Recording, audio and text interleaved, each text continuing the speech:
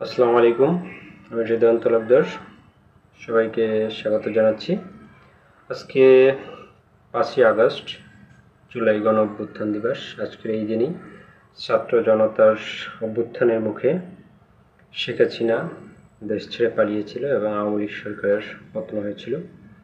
আজকের এই বিজয়ের দিনে সবাইকে শুভেচ্ছা জানাচ্ছি। আজকে জুলাই গণ অভ্যুত্থান দিবস। আজকের এই দিনে আপার শুভ বিদায় কিংবা শুভ পলায়ন ঘটেছিল। একই সাথে আমি এই দিবসটাকে আরও একটা দিবস হিসেবে ব্যক্তিগত দিক থেকে বলতে পারি। আজকে হচ্ছে দেশব্যাপী লুটপাটের দিবসও কিন্তু বটে। কারণ গণ অভ্যুত্থান সম্পন্ন হওয়ার সাথে সাথেই আমরা যেটা দেখতে পেরেছি, যেটা আসলে কখনোই আশা করি নাই যে এরকম কিছু একটা হবে।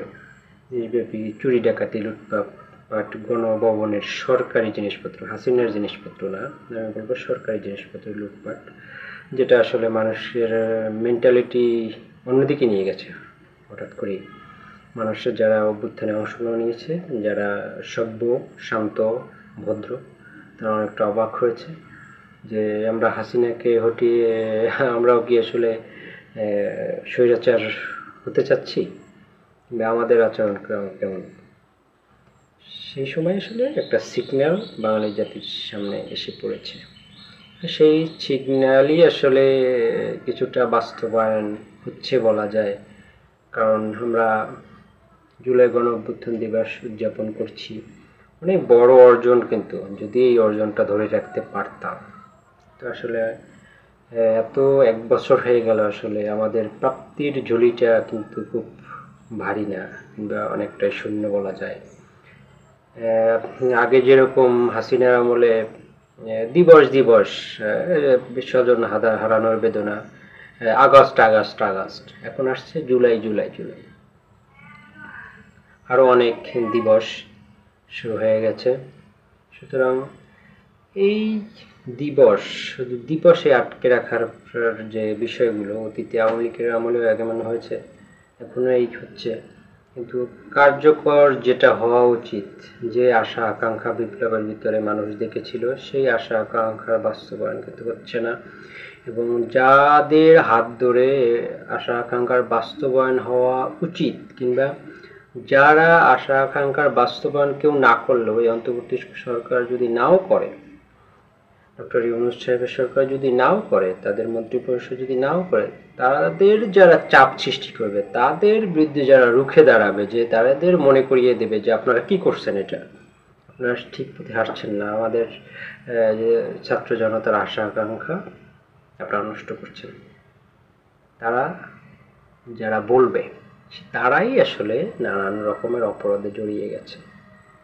কিছুদিন আগের চাঁদাবাজির ঘটনা, এনসিপি আমার একটা রাজনৈতিক দল, যারা নেতৃত্ব দিয়েছে তারাই কিন্তু এই অভ্যুত্থানের নেতৃত্ব দিয়েছিলেন। নাহিদ, হাসনাত, শারজিসরা, তারাই কিন্তু রাজনৈতিক দল গঠন করেছেন, কিন্তু সেই তাদের ঘনিষ্ঠ কিংবা তাদের পারিবারিক ঘনিষ্ঠ, একদমই রাজনৈতিক ঘনিষ্ঠ তাদের সংগঠন কিংবা তাদের ছাত্র সংগঠনের নেতারাই বড় বড় দুর্নীতি চাঁদাবাজে যখন যুক্ত হয়ে যায়, তখন আসলে আশা কিন্তু শেষ হয়ে যায়। এরকম ঘটনা বিপ্লবের পর থেকেই ছোটখাটো শুরু হয়েছে, কিন্তু তবুও কিন্তু মানুষ, যারা আসলে মানুষ শুদ্ধ চিন্তার মানুষ, তারা বারবারই কিন্তু আশায় বুক বেঁধেছে, না হবে না, এইটুকু আসলে সবাই তো ভালো মন্দ থাকে, হবে, ভালো হবে সামনের দিকে, সবাই একটা আশায় ছিল যে এখন খারাপ করছে, টুকটাক খারাপ করছে, সব দলই তো খারাপ করছে, কিংবা অতীতেও করেছে, এখনো হচ্ছে, সুতরাং হবে, ভবিষ্যতে ঠিক হয়ে যাবে, আশা বুক বাঁধি আমরা। কিন্তু সেই আশার বুকের আশাটা কিন্তু একটু একটু করে কালো কালিমায় ঢেকে যাচ্ছে সময়ের সাথে সাথে। তাদের অপকর্ম বাড়ছে, এবং যে আমরা দেখতে পাচ্ছি যে অন্য অন্য রাজনৈতিক দলগুলো, বিএনপিও কিন্তু, বিএনপির অনেক বড় সমর্থন, কিন্তু তারা কেন্দ্রীয়ভাবে এখন পর্যন্ত নেতা কর্মীদের উপর কন্ট্রোলই আনতে পারতেছে না। এমনকি কিছুদিন আগে একটা অঞ্চলে দেখলাম, কেন্দ্রীয় শীর্ষ নেতারে অন্য এক নেতা মানে মারাত্মকভাবে আহত করছে, দুপক্ষের গন্ডগোল, বুঝেন অবস্থা। মানে এরকম চলছে।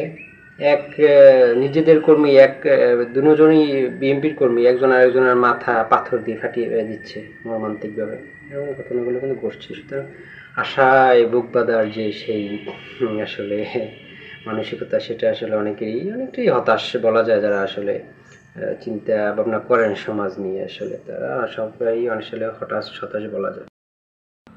এদিকে আসিফ মাহমুদ সজীব ভুঁইয়া এনসিপি সমর্থিত, কিন্তু এনসিপির লোকই বলা যায়, তাদের সাথে গোপনে যথেষ্ট ঘনিষ্ঠ সম্পর্ক আছে। তাদেরই তো সরকারি প্রতিনিধি, এনসিপির প্রতিনিধি কিংবা ছাত্র প্রতিনিধি যারা অভ্যুত্থানে নেতৃত্ব দিয়েছেন, সেই এনসিপির এর ঘনিষ্ঠ কিংবা ছাত্র প্রতিনিধি যিনি আসিফ মাহমুদ সজীব ভুঁইয়া, তার বাবার অনেক বড় ধরনের একটা দুর্নীতি কিংবা বড় ধরনের একটা অপরাধের মিডিয়া আসছে, সেটা কিন্তু আসলে অস্বীকার করার কিছু নেই। সেটা যে বাংলা ভিশন বোধহয়, আমি যদি ভুল না করি, বাংলা ভিশনে যেটা আসছে সেটা কিন্তু তথ্য প্রমাণ ভিডিও ফুটেজ সহ আসছে। এখানে কিন্তু অস্বীকার করতে পারি না আমি যে না, এটা আসলে বিএনপির চক্রান্ত কিংবা অন্য দলের চক্রান্ত, আওয়ামী লীগের চক্রান্ত কিংবা মিডিয়ার চক্রান্ত, এটা অস্বীকার বলা যায় না। যেটা আসছে সঠিক আসছে। সুতরাং এরকম ঘটনাগুলো ঘটছে, যাদের দিকে আসলে মানুষ, সারা বাংলাদেশের মানুষ তাকিয়েছিল, আশায় বুক বাঁধা শুরু করেছিল, তারাই আসলে এরকমই একটু একটু করে মানে বিপ্লবটা নষ্ট হতে হতে হতে যাচ্ছে।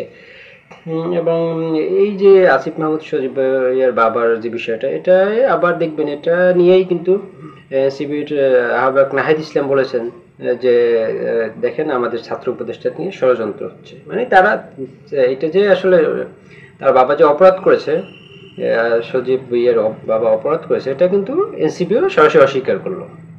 তারাও কিন্তু অস্বীকার করলো, তারা অস্বীকার করলে এক প্রকার তারাও আসলে এই অপরাধের পক্ষে দাঁড়ালে পরোক্ষভাবে, তাই না? তাই কি নয়? আসলে আপনাদের প্রতি আসলে প্রশ্ন রাখলাম, তাই কি নয়?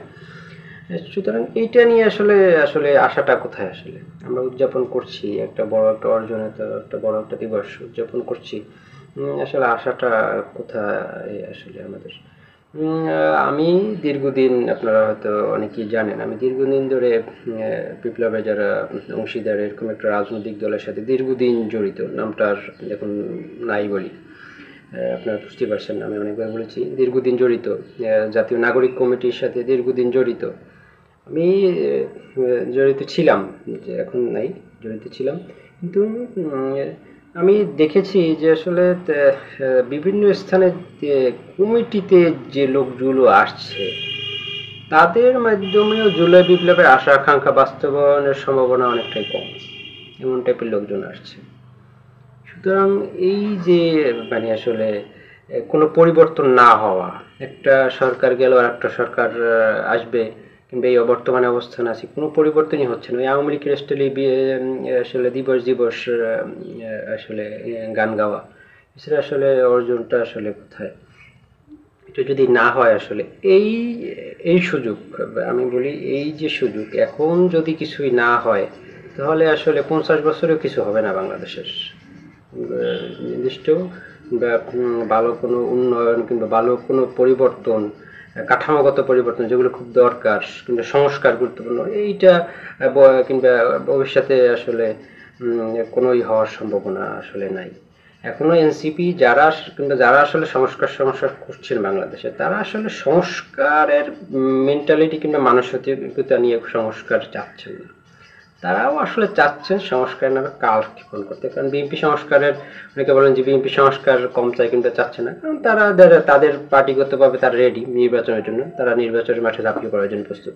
কিন্তু এনসিপি প্রস্তুত না, যারা ছোট রাজনৈতিক দল প্রস্তুত না। সুতরাং তারা সংস্কার বলে কিন্তু বিভিন্নভাবে সমালোচনা করে কালক্ষেপণ করতে চান, যাতে তারা মাঠটা তৈরি করতে পারেন।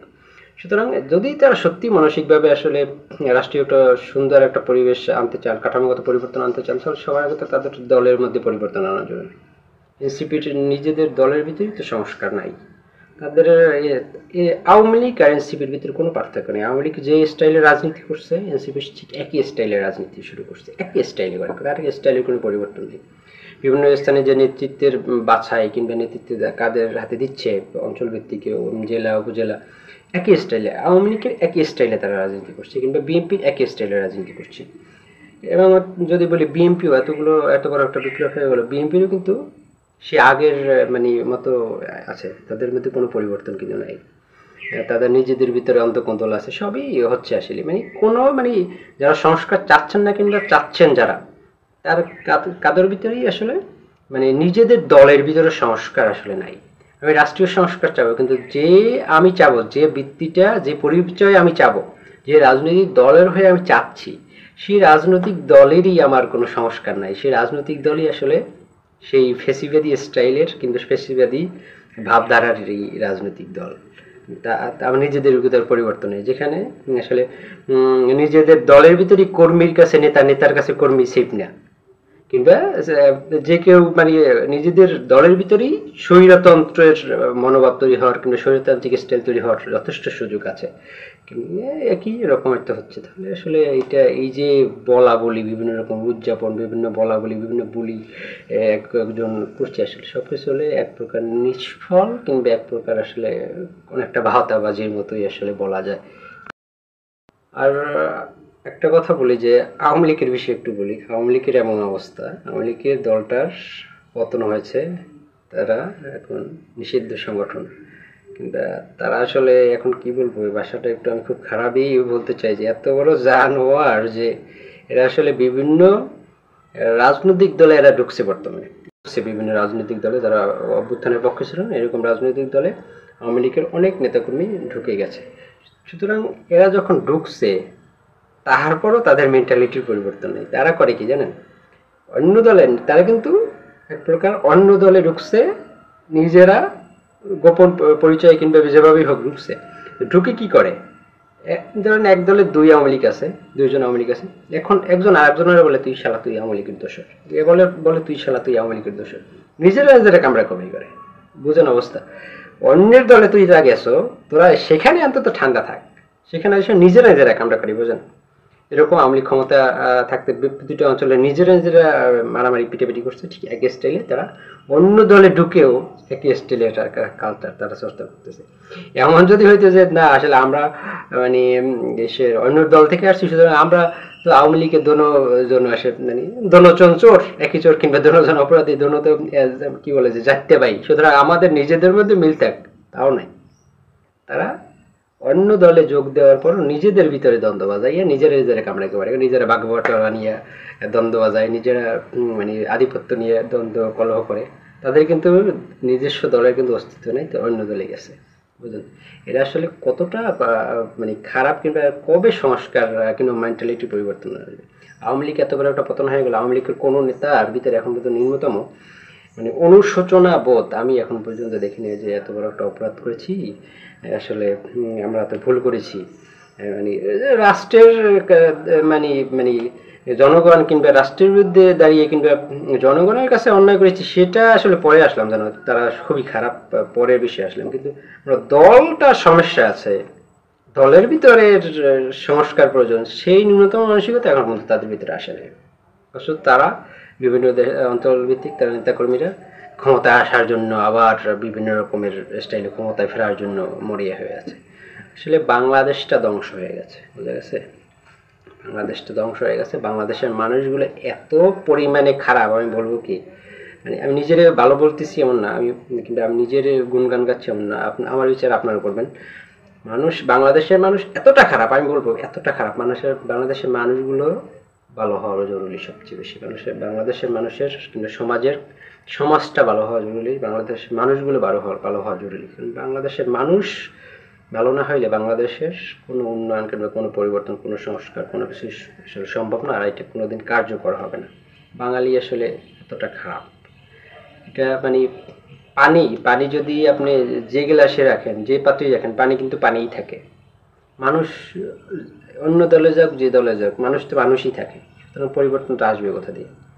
আমি বললাম এই সব বাংলাদেশের ফেসিবাদী আওয়ামী লীগের বর্তমান কালচারটা বললাম, বর্তমান মানসিকতাটা আমি বললাম আর কি, বা যারা বিপ্লবে বর্তমান নেতৃত্ব দিয়েছে পরিবর্তনের আশা দেখে কিন্তু পরিবর্তনের কথা বলে, তাদের কথাটা আসে বললাম এই হচ্ছে বাস্তব চিত্র।